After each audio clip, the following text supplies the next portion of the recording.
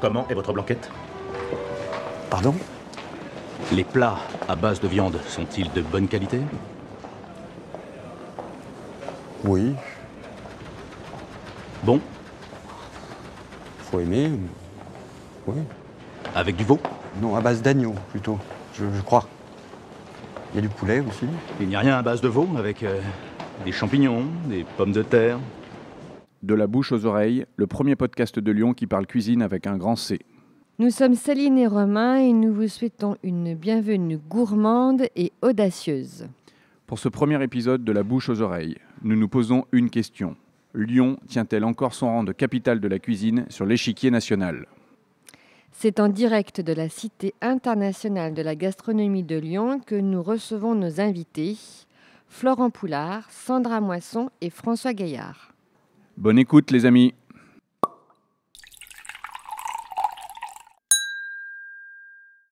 Pour ce premier épisode, nous sommes ravis de recevoir le chef de cuisine Florent Poulard. Salut Florent. Salut à tous. La journaliste Sandra Moisson. Bonjour Sandra. Bonjour Romain, bonjour Céline. Et le directeur général de Only Lyon, François Gaillard. Bonjour François. Salut les amis. Avant de rentrer dans le vif de ce podcast, pouvez-vous chacun vous présenter à nos auditeurs? Alors moi je m'appelle Florent Poulard et je suis le chef propriétaire du restaurant Monsieur P que j'ai ouvert il y a 2 ans et demi rue Royale et que je viens de déménager depuis 2 semaines aux 8 places des Célestins. Alors Sandra Moisson, journaliste indépendante. Je travaille notamment sur les pages de Lyon de Elle et pour d'autres magazines de cuisine ou de gastronomie. Et moi François Gaillard, donc ça fait maintenant 15 ans que je dirige Only Lyon Tourisme et que j'essaye de faire de Lyon une destination touristique qui compte en France et en Europe et dans le monde. Et on est plutôt en passe d'y arriver. Bien. Alors, où en sommes-nous à Lyon? Je vais démarrer par toi, Sandra. Toi qui navigues dans cet écosystème, on va dire de l'intérieur, comment est-ce qu'aujourd'hui, on pourrait définir Lyon en 2020 sur la planète cuisine? Je dirais qu'elle a enfin toute l'estime qu'elle mérite, plus que jamais, même je trouve, depuis quelques années. J'ai l'impression que l'image de la ville s'est émancipée, la ville s'est émancipée, les chefs se sont émancipés. Et il était temps et ça fait du bien. Alors une question pour toi François, est-ce que c'est important de se poser notamment cette question aujourd'hui, à ton avis? Quel est l'impact de la cuisine, avec un grand C comme on dit dans ce podcast, sur le tourisme à Lyon? Et puis ensuite, est-ce que c'est un vecteur qui est encore important, un vecteur de croissance pour faire venir aussi des touristes à Lyon? Enfin voilà, grosso modo, quelle est votre vision pour Only Lyon sur cette question de la cuisine et de sa place? Alors il faut savoir que pour 90% des gens qui viennent nous rendre visite, la cuisine, avec un grand C, est un déclencheur.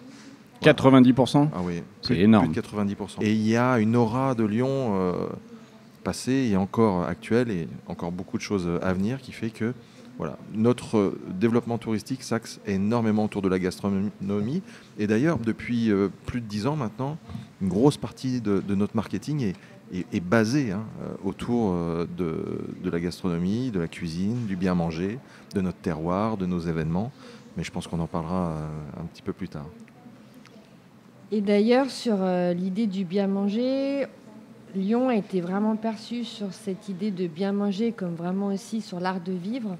Est-ce qu'on est toujours dans cette veine-là? Justement, peut-être Sandra, toi, dans ta vision un peu de ce que tu peux récolter comme information dans ton métier de journaliste? Ce qu'il ne faut pas oublier, c'est que Lyon, par rapport à sa position géographique, on est quand même sur un bassin où il y a énormément de producteurs et de bonnes choses qui existent très près de chez nous et autour de nous.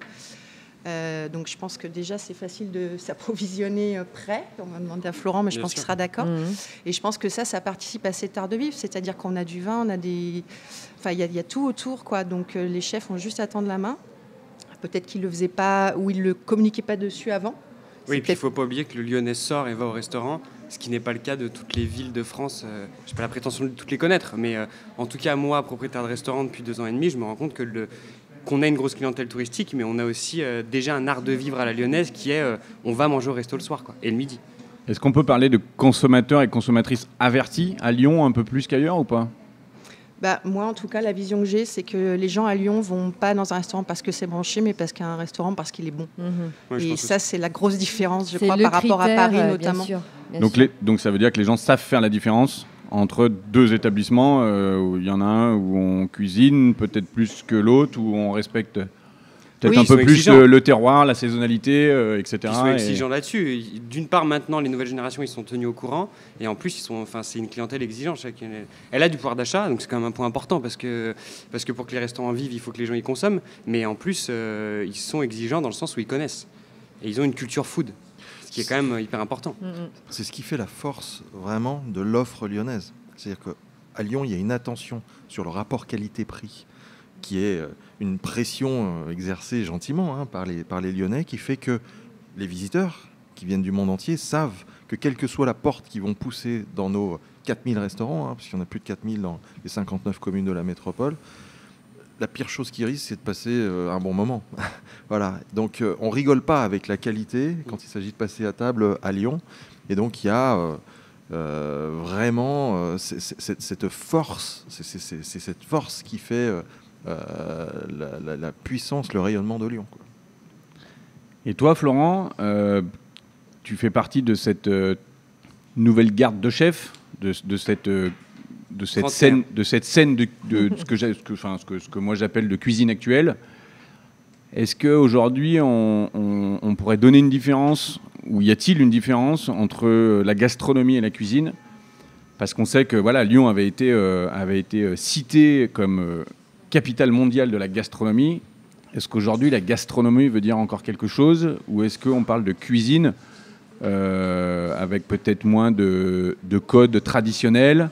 Comment est-ce que tu ressens ça, toi ? Le premier problème, c'est que la définition de la gastronomie, il y a 30 ans, n'était d'une part pas la même que maintenant, et puis en plus, qu'est-ce qu'est gastronomie ? Dans le sens où, pour ma génération de trentenaires, je ne parle pas pour eux, mais en tout cas pour moi, la gastronomie, c'est autant l'ouverture de Food Traboul que le nouveau 2 étoiles à Lyon. Donc, qui dit gastro dit pas nappe blanche et Monsieur Paul, dans le sens où on a toutes nos institutions qui ont créé l'histoire du lieu. Maintenant, c'est de la ville du moins. Maintenant, c'est à nous de renouveler tout ça. Tout ce qui est évident, c'est que moi, je regarde ça avec un regard un peu distant, parce que je suis d'une part lyonnais, mais j'ai travaillé dans aucune maison lyonnaise. Du coup, j'ai fait ma carrière entre Paris et New York. Et du coup, quand j'ai quitté Lyon suite à l'Institut Paul Bocuse, je suis pas venu à Lyon, non pas parce que Lyon ne m'attirait pas, mais parce que ces institutions, malgré tout le respect que j'y porte, et tu connais ma cuisine traditionnelle, donc la Mère Brasier, Monsieur Paul, c'est des maisons je suis le premier à aller et qui m'enchantent, mais j'avais pas d'attirance pour cette gastronomie un peu vieillissante. Et du coup, c'est pour ça que je peux aller chercher ça en capitale. Et j'en suis très content. Après, c'est mon choix personnel. Et si je suis revenu m'y installer, c'est d'une part une conviction, et d'autre part parce que je pense que Lyon peut retrouver sa place. Et j'ai eu le coup de bol de m'installer à un moment où j'avais une génération de chefs autour de moi qui s'installait aussi. Donc on est 10-15 sur la place maintenant, où on parle de nous, et on est à la même génération. Donc on voit les choses un peu différemment. Et la plupart ont été formés dans des grandes maisons françaises, donc avec une base qui est un peu commune. Qui est même commune, pardon. Alors c'est marrant parce que du coup, dans ta réponse, il y a eu... Lyon peut retrouver sa place. Est-ce que cette espèce de poids de l'histoire qui effectivement a amené Lyon au firmament à un moment, à une certaine période, est-ce que ce poids a été ou est toujours un peu trop lourd à porter, que ce soit par des acteurs comme toi, par des choses à défendre comme avec ton équipe François ? Est-ce que ce poids est plutôt un tremplin ? Est-ce qu'à un moment ça a été une cloche qu'il faut soulever petit à petit pour donner la main et laisser la main et transmettre à cette jeune génération ? Comment est-ce qu'on pourrait analyser tout ça ? Moi, je pense personnellement que les raisons qui ont fait un temps que Lyon a été dite comme capitale mondiale de la gastronomie ne sont pas celles qui font qu'aujourd'hui, c'est, à mes yeux, l'épicentre de la cuisine française et même européenne. Il faut rappeler que la cuisine, elle est dans les gènes de cette ville, quoi. Elle est inscrite au plus profond de son ADN. Aujourd'hui, cette ville, elle vit par son passé, Paul Bocuse, les Mères lyonnaises, elle vit par son présent, ces 4000 restaurants que j'évoquais tout à l'heure, par son avenir, il est là, l'avenir à ma droite. Ces jeunes chefs qui sont en train de révolutionner la cuisine française et internationale. Ces organes de formation, Vatel, Bocuse, Tsuji, ces réseaux locaux, les toques blanches, internationaux, délices, ces événements professionnels, le CIRA, ces événements glamour et de renommée internationale comme les Bocuse d'Or, ces événements grand public, je pense au Street Food Festival, c'est son jardin, son terroir, cette incroyable production d'Auvergne-Rhône-Alpes. On parlait de Tendre le bras tout à l'heure, mais qui est quasi unique dans sa diversité en France. C'est tout ça qui fait que Lyon, c'est pas une capitale, c'est un écosystème qu'on retrouve nulle part ailleurs. On vit, on pense, on respire cuisine à Lyon. Et c'est en ça que, à mon sens, Lyon n'a jamais perdu sa place, mais aujourd'hui, elle est toujours pas égalée dans cette approche-là. On nous parle de vitrines, tout ça, c'est des façades bien peintes. Le marketing des villes nordiques qui, parce qu'elles ont un 3 étoiles Michelin, d'un coup, c'est la nouvelle vague de la cuisine. Mais derrière, il n'y a rien. Et puis il n'y a rien de tout ce que je viens de citer. Tous ces gens-là qui... maintenant, on dit il faut aller manger à Lima pour manger la meilleure cuisine du monde, il faut aller manger à Stockholm, etc. Je le crois. Mais ce que je veux dire, c'est qu'il ne faut pas oublier que tous ces gens-là, moi qui ai travaillé dans 3 restaurants 3 étoiles français, ils viennent se former chez nous. Moi, j'ai l'impression qu'il y a beaucoup de projets, mais je n'ai pas l'impression qu'il y a un élément fédérateur qui arrive à réunir tout le monde justement autour d'une table dans cette histoire et ce patrimoine lyonnais entre les producteurs, entre les acteurs événementiels, entre les chefs d'une ancienne génération, la nouvelle scène. C'est une question de leader aussi. Parce que la Lyon, capitale de la gastronomie, son leader, c'était M. Paul, qui réunissait tout le monde autour de soi. Et est-ce que dans notre génération, ou du moins celle qui arrive, est-ce qu'il n'y a pas un leader? Parce que on est tous copains. C'est trop tôt. Oui, voilà, d'une part, et puis on est tous copains et on boit des gin ensemble le samedi soir, mais c'est pas pour ça qu'on a ne serait-ce qu'une organisation qui nous rassemble tous. Donc il n'y a pas de lien entre nous. L'autre lien, c'est nos producteurs, l'affection qu'on a pour plus ou moins un autre restaurateur, mais il n'y a pas de toque blanche jeunesse 2.0.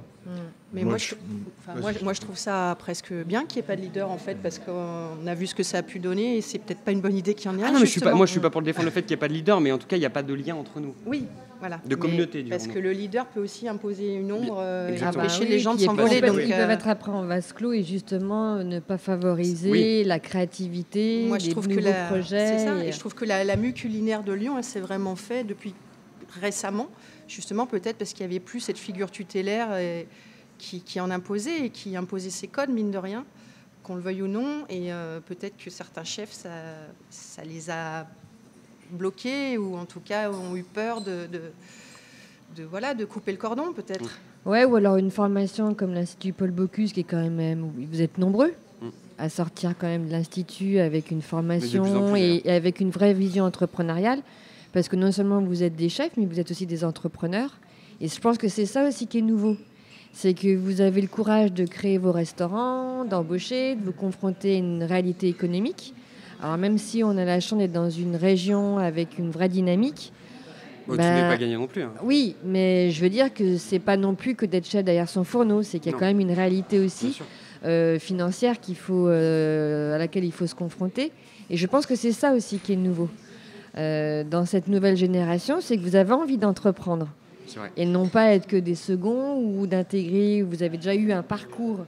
Oui, puis vous avez intégré des grandes maisons. Tout le monde a un parcours différent et a de plus en plus bougé. Donc, comme vous le disiez, c'est justement, il n'y a pas de leader, et tant mieux dans le sens où chacun entreprend ce qu'il a envie d'entreprendre. C'est-à-dire qu'on n'a plus peur de faire une cuisine nouvelle, on n'a plus peur de faire un food court à Lyon, et ça aussi c'est génial parce que ça redynamise un peu et ça ouvre un peu les portes de ce qu'est la gastronomie pour moi, c'est-à-dire toutes ces branches. Le vrai essor, il est là. C'est que le côté no leader, c'est quelque chose de très positif. Et là où vous êtes fort, cette nouvelle génération, mais d'artisans, quoi. Moi, je vous appelle des artisans, que vous soyez chef, cuisinier, maraîcher, boulanger, c'est qu'effectivement, vous osez et vous arrivez, alors que vous êtes quand même nombreux depuis 4-5 ans à vous installer, vous arrivez à surprendre les gens et à ne pas faire la même chose que le copain ou la copine avec qui vous avez été dans la même formation, de la même génération, dans les mêmes maisons, en apprentissage, etc., etc. Et la vraie force, la vraie nouvelle force de Lyon, elle peut être là. Moi, je trouve ça bien que Lyon soit plus incarné par une seule personne ou une seule figure, quoi. Et je pense que la relève, elle s'est imposée par vagues, parce qu'on a eu tendance à faire ça, je pense, après Paul Bocuse, à vouloir identifier Lyon à un chef. On a un peu fait avec Nicolas Lebec, par exemple, ou ensuite avec Mathieu Vianney. Aujourd'hui, c'est impossible de citer un seul chef quand on parle de la nouvelle génération de cuisiniers lyonnais. On ne peut pas en citer qu'un, et je trouve ça très bien, en fait. Et du coup, François, par rapport aux touristes, quand ils viennent sur Lyon ou sur votre communication, la façon dont vous présentez la partie food à Lyon, vous mettez en avant cette jeunesse, cette nouvelle façon de cuisiner, ou c'est plutôt englobé dans une offre globale sur l'héritage Voilà. Non, bien sûr, on met tout en avant. Nous, notre manière de vendre Lyon, c'est de faire goûter à Lyon. Donc, tout au long de l'année, on accueille des journalistes, des tours opérateurs, pendant 1, 2, 3, 4 jours, et on leur présente la ville telle qu'elle est aujourd'hui. Donc on leur présente ces traditions que j'évoquais, on leur présente les nouveaux lieux avec les nouveaux chefs qui sont en train de révolutionner notre cuisine. Voilà, c'est ça qui fait aujourd'hui l'offre lyonnaise. Et moi je suis assez d'accord avec ce que tout le monde dit, c'est bien, on est tous d'accord aujourd'hui. Je ne pense pas qu'il faille fédérer à tout prix, je ne pense pas qu'il faille forcément mettre tout ça sous une cloche. Il y a une effervescence aujourd'hui à Lyon qui est indéniable, et on est tous, notez-le, on est tous les petites bulles de cette effervescence. Il ne faut surtout pas chercher à organiser ça, parce que il y a eu cette émancipation, effectivement, qui fait qu'aujourd'hui, il y a un dynamisme, ça bouge, tout le monde se sent libéré, et on n'a pas peur d'entreprendre, de rénover un peu ces fondations, et c'est ça qui fonctionne. C'est ça qui fonctionne. Et il ne faut pas oublier d'où l'on vient, dans le sens où il faut absolument qu'on garde nos bouchons et dans leur jus, et les grandes maisons lyonnaises type Collonges ou la Mère Brasier, parce que c'est aussi ça notre histoire. Et c'est ce qui nous différencie, encore une fois, des autres destinations. Tu parlais d'aller plus loin et de grandir encore. Il n'y a pas d'arbre qui grandit énormément sans avoir des racines profondément ancrées dans le sol. Et nous, on les a, ces racines-là. On sait d'où on vient, on sait où on peut aller, et on sait ce qu'on a dans le ventre. Et ça, ce socle, personne ne pourra jamais nous l'enlever. Oui, et puis ça se ressent aussi dans le... Enfin, c'est pareil, pour moi 2020 c'est une vraie transition. On voit le buzz de l'ouverture de Carmelo, le fameux restaurant du groupe Big Mama. Ça y est, pour moi les gens s'intéressent à Lyon. Ils savent qu'il y a un vivier, ils savent que le Lyonnais, il aime être à table. Et ça fait partie aussi de ces déclenchements. Alors ça reste des très grands groupes, mais c'est plutôt bon signe que des gens comme ça pensent à nous, parce que sur les 10 dernières années, je ne suis pas convaincu qu'on ait fait rêver beaucoup de gens pour venir s'installer. Aujourd'hui, il y a des chefs qui viennent s'installer aussi, des non-lyonnais ou non rhône-alpins qui viennent à Lyon pour s'installer. Donc ça veut dire qu'ils ont envie, qu'ils savent qu'il se passe quelque chose. Donc c'est un élan qui est plutôt positif. Oui, et puis c'est des concepts qu'on ne réserve pas. C'est quand même dingue, moi je trouve, à Lyon, parce que tenant un restaurant, demander aux Lyonnais d'attendre 1 heure sur un trottoir, moi je trouve qu'il y a quand même une avancée, c'est génial pour la ville. Parce qu'entre Food Traboul et Big Mama, c'est les deux dernières nouveautés de la ville, comme des endroits où on ne réserve pas au restaurant. C'est vrai. Alors que le Lyonnais réserve à 20h. Mais c'est vrai que ce qui a changé, c'est que Lyon, maintenant, attire les jeunes chefs talentueux qui étaient sur Paris. Par exemple, ça a commencé avec Gaëtan Gentil, qui a délibérément choisi de venir s'installer à Lyon. On vient de le voir aussi avec Maxime Laurençon, là, chez Rustique, qui avait une étoile à Paris, qui a quitté son étoile et son restaurant pour venir s'installer à Lyon. Donc je pense que la ville, vraiment, maintenant, elle est attractive. Il y a des chefs qui décident d'ouvrir leur premier restaurant dans cette ville et de se lancer ici. Et il n'y a pas que les chefs parisiens qui viennent s'installer à Lyon. Il ne faut pas oublier qu'on a quand même un étoilé d'origine coréenne, un étoilé péruvien. Ce n'est pas que la cuisine française ou lyonnaise qui existe à Lyon aussi. C'est vrai. Ok, cet essor, il est là, et il y a un réel mouvement, et c'est absolument génial.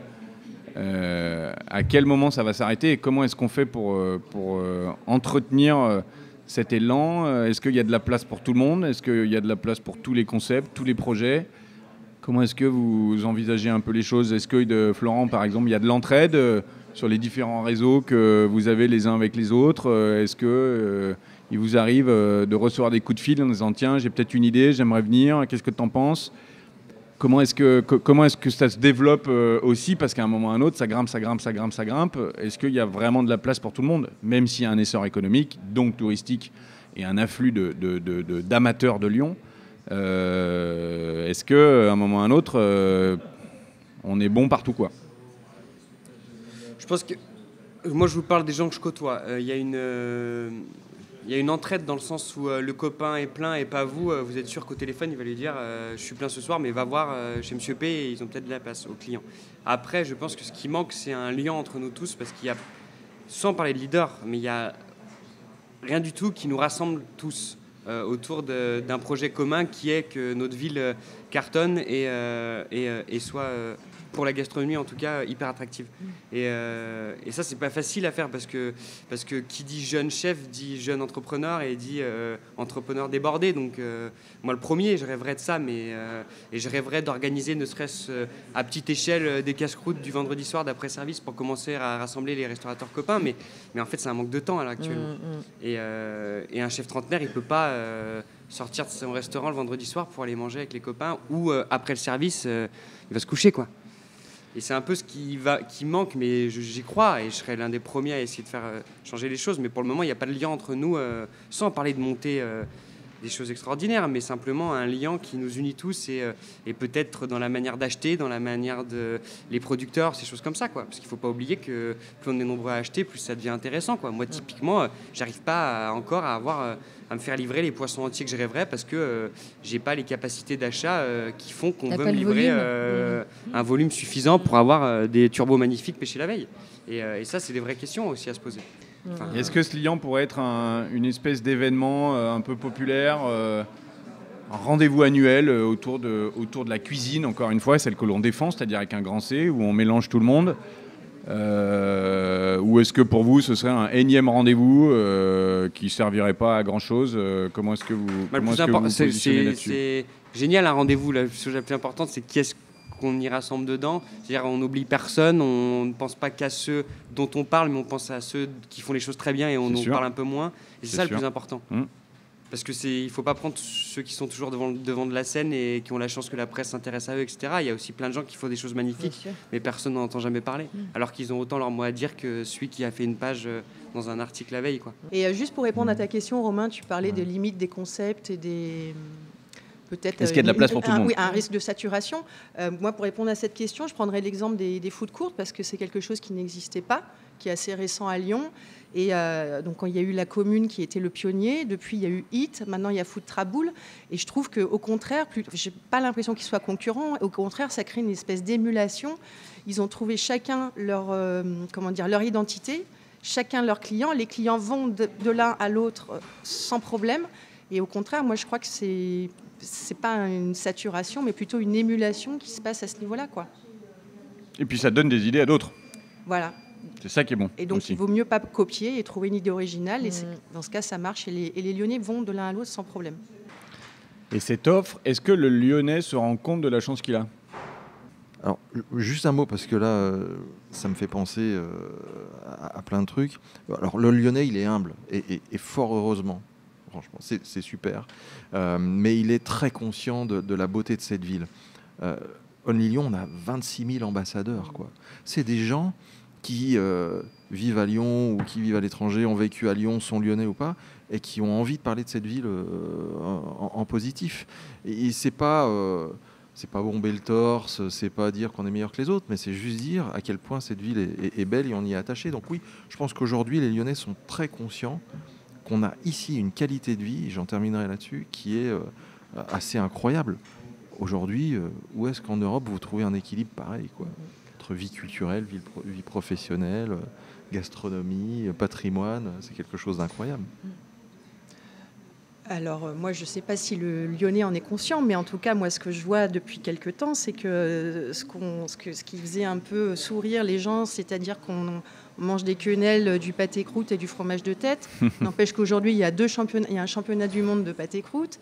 Il y a un championnat du monde du fromage de tête dont la première édition va avoir lieu fin avril. Les quenelles de brochet et les œufs maillots, il y a les Jean-François Piège qui met ça à sa carte dans ses nouveaux restaurants parisiens. Donc, je ne sais pas s'il y a un inconscient, mais en tout cas, nous, on a les vrais plats d'origine et on les mange depuis toujours. Donc, ce qui était un peu ringard est en train de devenir branché. Et c'est quand même des icônes de la cuisine lyonnaise, tous ces plats qui sont en train de devenir un peu branchés et remis au goût du jour en ce moment. Et du coup, moi, j'ai une dernière question. Parce que du coup, ce podcast est fait pour essayer de raconter notre histoire. Donc évidemment que nous sommes fiers de tout ça et de parler de cuisine avec notre humilité à la lyonnaise. François, tu l'as très bien résumé. Est-ce que les médias s'intéressent à nous autour de cette cuisine, autour de cette nouvelle scène, autour de cette histoire? Pas suffisamment. Est-ce que ça y est, on a enclenché la deuxième pour dire on va faire des sujets à Lyon et on va sortir un peu du cadre de ce que les gens ont l'habitude de lire et de cette espèce de where to eat qu'on a vu, lu, revu 100 fois. Est-ce que vous avez l'impression que, pour rester sur cette approche de capitale de la cuisine, est-ce que les médias s'intéressent à nous ? Les médias n'arrêtent pas de s'intéresser à nous. Je parle à l'international. Vous avez vu les ribambelles d'articles qui sont tombés ces derniers mois, que ce soit le New York Times, Financial Times, Forbes. C'est incroyable, tous ces articles généralistes sur la destination Lyon qui sont tombés, qui ont mis Lyon dans des classements. Je veux dire, le New York Times qui met Lyon dans les 50 destinations à découvrir absolument en 2019. Il y a 15 jours, le National Geographic qui dit Lyon, c'est dans les 20 cool places à découvrir en 2020. Mais c'est énorme, c'est monstrueux. Alors je ne sais pas si les Lyonnais sont fiers de ça, mais j'espère qu'ils sont conscients d'à quel point c'est incroyable de voir une ville de la taille de Lyon dans ces classements, aux côtés d'autres grandes villes comme Los Angeles ou Rio, ou de pays à part entière. C'est incroyable. Et pas un de ces articles ou pas un de ces classements ne présente Lyon sans dire que c'est l'épicentre de la cuisine et de la gastronomie mondiale. Que si on veut vivre une expérience de l'art de vivre à la française, c'est là qu'il faut aller et nulle part ailleurs. Donc je ne sais pas si les médias en sont conscients, mais j'ai quand même le sentiment que si. Et bien au-delà de nos frontières. Voilà. C'est une bonne réponse. Et du coup, donc, nous sommes quand même ici, nous sommes reçus donc, à la Cité internationale de la gastronomie, qui du coup rajoute une pierre à l'édifice de tout ce dont on est en train de parler. Cette espèce de maison qui est prête à recevoir les projets, les gens, les idées, les concepts. Je pense que c'est aussi important de montrer que des cités de la gastronomie, il n'y en a pas eu partout, il y en a une à Lyon. Et que pour moi, c'est un vrai plus. Et que ça peut être peut-être le liant auprès de vous, les chefs, que ces gens-là soient justement fédérateurs parce que ça reste une maison d'eux.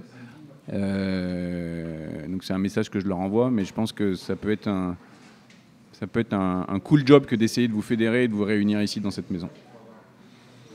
Moi, je suis très fier de cette Cité internationale de la gastronomie parce que c'est l'église au milieu du village. C'est vraiment la cathédrale qu'on attendait depuis longtemps. Et comme toutes les églises, comme toutes les cathédrales, elle va continuer à être construite au fil des années. Mais c'est à nous de la construire.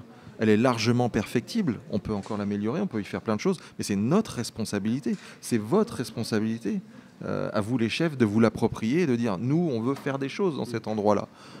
Rien n'est figé. Cet endroit, il a le mérite d'exister et d'être aujourd'hui une sorte de temple qui explique d'où on vient, ce qu'on est. Ça parle de notre gastronomie, ça parle de la gastronomie française, mais c'est aussi une ouverture sur l'international. Le but, c'est de créer des échanges, c'est de parler de tout ce qui est fait, des belles choses qui sont faites dans les cuisines du monde entier. C'est de montrer que Lyon est cet épicentre mondial et que c'est ici qu'on raconte toutes ces histoires. Et à nous de faire en sorte que cette Cité internationale de la gastronomie, demain, elle rayonne plus.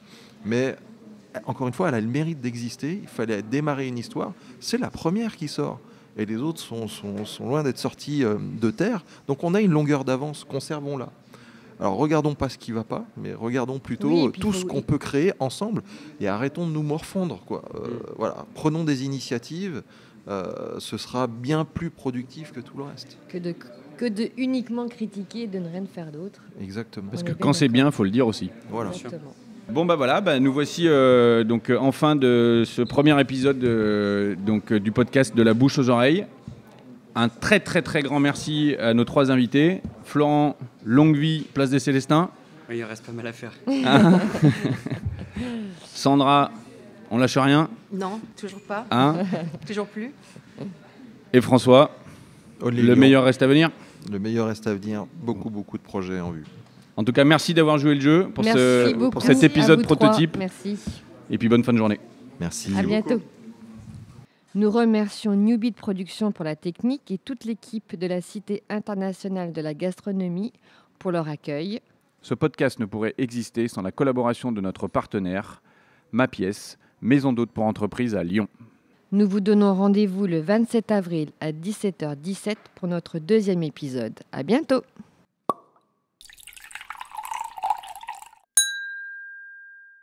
Au revoir.